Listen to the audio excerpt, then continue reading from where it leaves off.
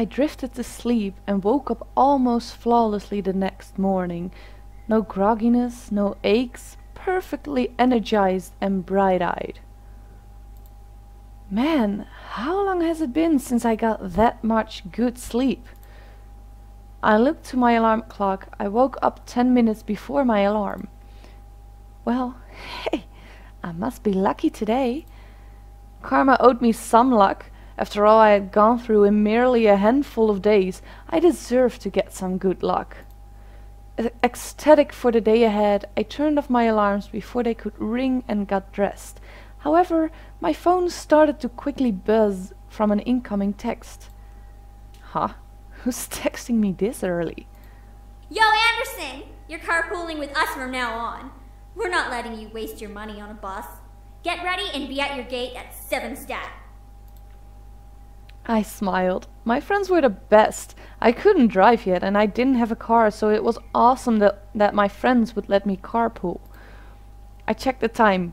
6:30. Perfect. I can eat some breakfast before they come. I packed my bag and carried it downstairs towards the kitchen. As I entered the dining room, I saw a plate with eggs, toast and bacon sitting on the table. A fresh, steaming cup of coffee sat next to the plate with the sugar and creamer on the side. I walked to the table and couldn't believe what I was seeing. Who made this? As I spoke aloud, a small red note caught my attention. Have a good day. Yours. My heart skipped a beat as I finished. I could tell it was from one of the boys. Maybe it was from him? Really, girl, if there's one of the 5 guys that you kissed, then it would be pretty weird if it was from someone else. And it wasn't from him, right? I mean, that would just be totally weird. So, I'm pretty sure it's from him. Yeah. I smiled before putting the note in my bag and eating up. The food was so delicious, I devoured every amazing bite. I looked to the time again. Time to go. I quickly rushed to the doors, checking myself in the passing mirror. I wasn't wanting to impress anyone, but I still needed to look decent. Before I could reach the handle of the door, however, someone took my hand. Huh? I turned to see Matthew, who was holding my hand back with a concerned frown on his face. My name. Your name? My true name isn't Matthew. I want you to know my real name, if something were to happen. His true name? What did he mean? Why was he telling me this now? Matthew gently pulled me to him and leaned close to whisper in my ear. My name is Zekeru. Zekeru. Okay, cool name. Thanks, Matthew. As he said his name, I could feel it lock into my memory. Something in my head would make sure I would never forget it. Matthew pulled away and smiled at me, despite still carrying worry in his eyes. If you are in any danger, call my name. I promise that I'll come and help you. I stared up at Matthew. Unable to say anything, I could only nod in response. Matthew smiled before releasing my hand and heading into the dining room. Something told me that name would be used eventually. And right on cue, Naomi drove up to the gates with Suzu waving me down. I rushed out the door and we headed to the school, talking about the homework and the coming day. We made it into the school without a hitch. Our lockers were in the same part of the hall, so we quickly unloaded what we needed to and got our important books and necessities. First incident of the day. As I walked towards Suzu and Naomi, who were both waiting for me who were both waiting for me on the opposite side of the hall, something hooked my ankle and made me fall forward. What? Ow! Hey, are you okay? Who did that? The 3 of us looked back to see Lisette and a gaggle of girls. Lisette had a look of complete innocence while the girls around her giggled like no tomorrow. Why, you little... Suzu, don't! I felt a giant fire of anger burn in my stomach as I stared at Lisette.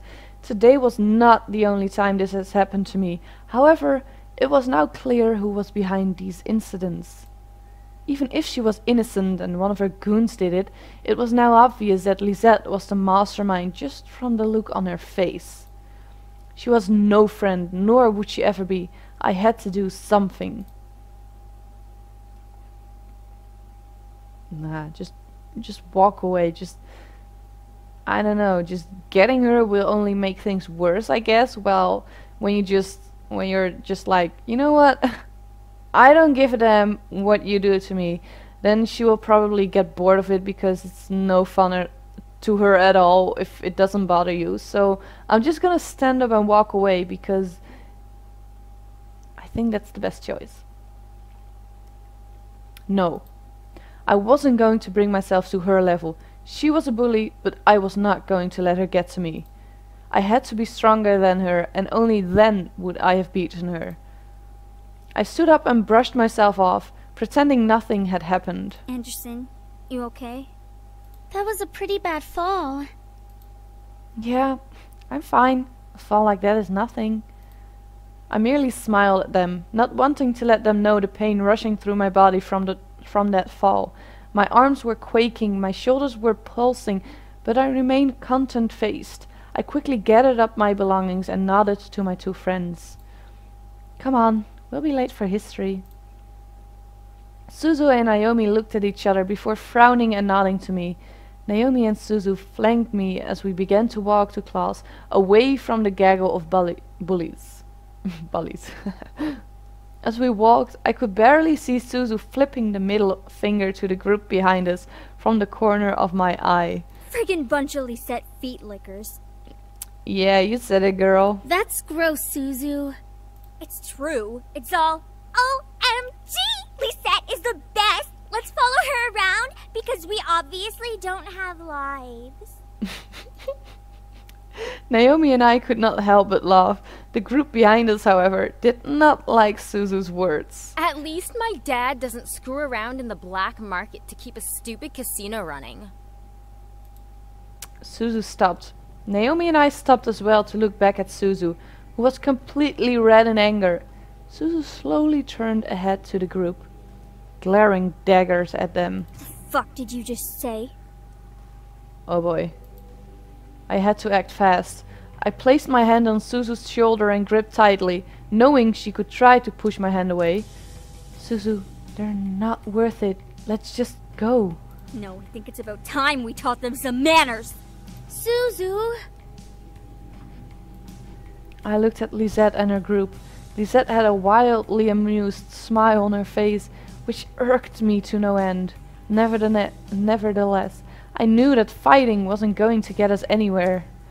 Let's go. I grabbed Suzu by the shoulder roughly, pulling her back to Naomi and me. Suzu tried to step towards the group, but Naomi held on to her other shoulder. We held on to Suzu, who fought against our hands as we marched to class.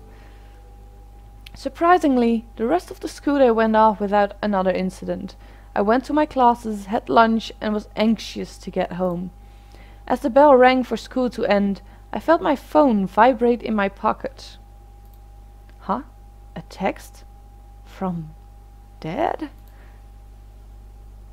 I'll be picking you up today. Make sure you're ready to go when I get there. It's weird that almost everything in this game is voiced, but this line is not. Which makes me wonder, if it was truly my dad, wouldn't it be voiced by the voice actor who's voicing my dad? I mean, it's kind of weird that this one isn't voiced. Almost makes you think it isn't actually my dad who's texting me. Pum pum pum. That's kind of a surprise. I quickly headed back to my locker and got my things before waiting for Naomi and Suzu. Hey, are you ready to go? Actually, my dad's picking me up? Really? Okay, I guess that kind of makes sense. We'll drive home together next time. Tell your dad that we've got you covered from now on. Yeah, alright. Even while I laughed, something didn't seem right. My dad texted me to say this. Why was he going to pick me up? Had I done something wrong? I didn't know. I waved goodbye to Naomi and Susie before heading off to the usual spot where my dad picks me up. I took the time to listen to my music while I waited. I need to go to another Rise of the Phoenix concert. Eventually, I had played the entire album with no one showing up. What the Hey, that's never late. Especially not this late.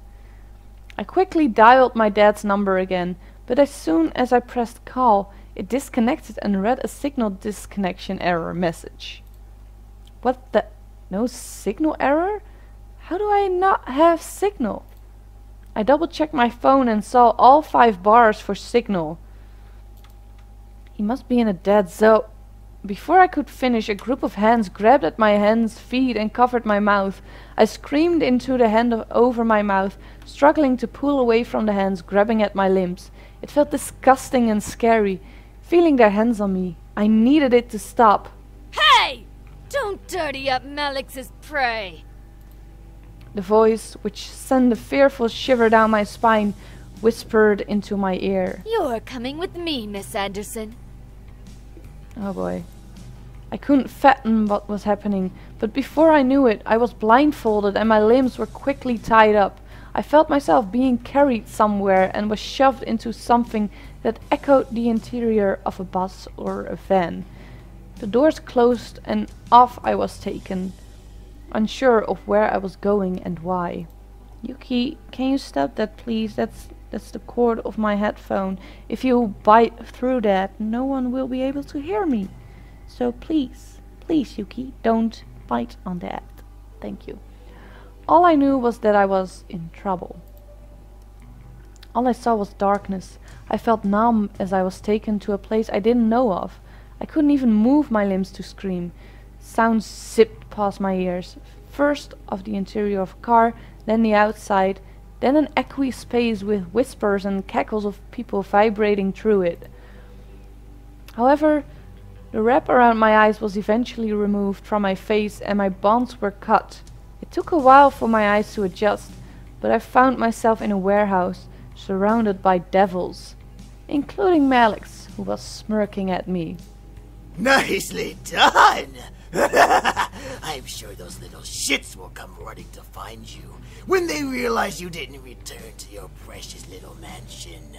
They'll search everywhere for you. Malix walks over and set the barrel of his gun against the skin between my eyes. It'll be so funny when they find your dead body instead. Yuki, don't do that. Well, I'm gonna call... Yuki, stop it! Let go. I'm gonna call Matthew because... Or, no, wait, Zachary it is, right? I'm gonna call him. Zachary! Oh shoot. All of a sudden a bright purple light engulfed the room, causing the devils around me to cover themselves. Gusts of wind rushed past me, almost forcing me back. I covered my face with my arms, bracing myself and standing my ground. I tried to peek through my arms to see what was going on, but the light continued to shine brightly. As the gusts slowly started to die, the light began to fade, revealing Matthew with his hands shoved in his pockets and his hood up.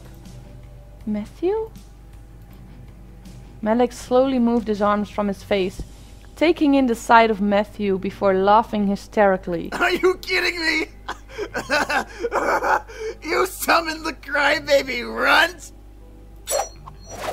Malix's laugh was cut short, however, stopped by his gasp of pain and the thought of something embedding itself into flesh. I couldn't believe it, but somehow a knife had been stabbed into Malix's shoulder, causing him to grip at it in pain. What the hell? A knife? Next time I won't miss your throat. Oh shoot. Matthew's gone dark. Malix snarled before ripping the knife out of his shoulder and tossing it to the ground. He quickly raised his gun and shot at Matthew, resulting only to stare wide-eyed at his target. In mid-air, a knife and Malix's bullet clasped and both collided to the ground between the demon and the devil. Matthew chuckled and pulled a hand out of his pockets, revealing a handful of knives splayed out like a fan. Too slow, Malix. Must suck being an old fart. Malix instantly grew furious, charging at Matthew while shooting rounds at Matthew's shadow-covered face. Matthew followed suit, brushing backwards and shot his knives with each of Malix's shots. Each shot was stopped by a flying knife, making multiple clangs beat through the air. The remaining devils stared, trying to figure out what to do, help Malix or watch in silence. Eris, however, walked up beside me and crossed her arms as she watched, with an amused smirk on her face. As Matthew backed into the far wall, he stood still, tossing knife upon knife at the incoming devil and his bullets. Gotcha, you knife-throwing circus freak! I saw a smirk grow on Matthew's face before he hopped up and flipped over Malix. The devil skidded to a stop, barely bumping against a brick wall. Matthew, however, didn't give Malix a chance to turn before shooting multiple knives into Malix's back. Bye-bye, Malix. Bye-bye. Matthew tossed the knife into the air and caught it before chucking it at the back of Malix's head. The knife, sadly, didn't get to meet its target, as Malix ducked out of the way and turned to face Matthew with a face of pure rage. I was wondering, is he really going to kill him right here, right now? You little shit! You think you're all that? Matthew brought out another knife and tossed it up and down in his hand, unchanged in his cool yet almost playful expression. Little known fact, I just like having fun. That's a load of bull, Matthew. You won't even fight me in your demon form. Why? Are you afraid I'll kill you as the demon scum you really are? Demon form? I didn't understand. However, Matthew broke my thoughts from trying to figure that out. Hey, mind closing your eyes for me? Huh? What are you babbling about now? Before I could answer, the tension suddenly went from warm to almost ice cold. Then, at that moment, something in the air changed. The air instantly went from frantic to still in energy. What could have been described in tone as the color red quickly turned into a deadly mix of purple and blue as everything began to blend together all at once. You asked for it, Malix! Now you're gonna get it! Oh shit. My eyes never strayed from Matthew's face, however, even as it changed. His eyes began to glow a bright golden color as a dark blue circle formed underneath Matthew's bare feet. I stared as Matthew's skin began to morph and shift, changing from human to something else. For some reason I was both scared and incredibly intrigued to see his new form. Before I was allowed to see Matthew's new form, however, a pair of hands quickly covered my eyes. Instinctively, I reached up and gripped them, trying to pull them off. A voice stopped me. It's me. Don't look. Ah, come on! I listened carefully and let the last two words linger in my mind. Don't look. Why? What was being hidden from me? I wanted to know, but something told me to obey Damien's command. Ah, that's not fair. I want to see his final form. Or what? I mean his demon form. I suddenly heard gunshots, making me tense up. But then I heard the sound of multiple stabs, followed by Malix's screams of pain. The stabbing and splashing sounds of blood and flesh grew more frantic and in number. How many knives was Matthew using? Maybe it was better that I wasn't able to see. Matthew, enough! Almost instantly after James's command, the sound stopped. The only thing anyone could hear then was the dripping of blood. I guess I went a little overboard. Really? Really? That's how you're gonna react to this? Well... Malix is definitely dead, but you've lost your glamour spell. Glamour spell? What did he mean? Why did Matthew sound so different? Why was this being hidden from me? It's a spell that makes us look human. I froze. Look human? They didn't have human forms after all? What did they look like? Like demons. Alright, Damien is reading my thoughts. That's why he's answering them. As if Eric knew what Damien was talking about, Eric cleared his throat and spoke up, followed by the sound of a cork popping out of a bottle. Well, not for much longer, princess. Here, Matthew. Oh, hey, you found my potion. Thanks. I could hear the small clinking of glass being passed before hearing Matthew guzzle down a liquid of some sort. The feel of the air around me gently began to warm back up, insinuating that everything had been returned to normal. Finally, Damien moved his hands from my eyes, allowing me to see around me once again. The devils, including Eris, had fled. On top of Malix's body was a dirty sheet that was quickly turning red from blood. The wall behind it was painted red in blood, still dripping onto the floor and onto the blanket. The blanket looked like it was covering a mound of dirt instead of a body. The boys, however, had gathered around me, all of them, including Matthew, looking like nothing had happened. What just... I tried to speak, but everything zipped around in my head at the whole event, and I felt like speaking wasn't possible. Let's just get you home, miss. There's nothing more to see here. I could only nod. What had happened boggled my mind to the point of disbelief. I was second-guessing everything, lost in a sea of what and how and when. As we walked out of the warehouse, I looked to Matthew for some form of sign that I wasn't dreaming.